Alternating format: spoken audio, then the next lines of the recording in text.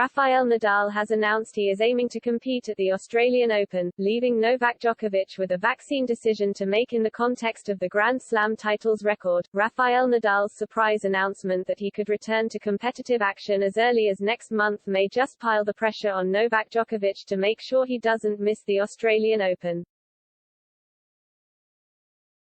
That's the view of one tennis great, who believes Nadal's mooted participation in Melbourne may give the Serbian food for thought. The Australian Open will take place, as always, in January, but the build-up to the first major tournament of 2022 has been far more complicated than usual. There has been much speculation, and very few solid answers, over whether or not unvaccinated players will be allowed to travel.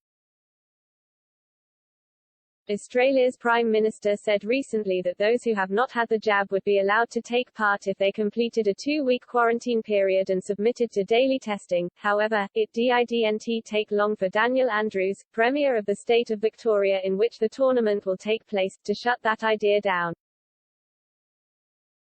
He said he would not be granting any exception to unvaccinated players to allow them to enter the state, leaving national and local government at loggerheads over what the rules will be. All this furore means Djokovic, who has regularly refused to publicly disclose his vaccination status, still does not know if he will be allowed to defend his title.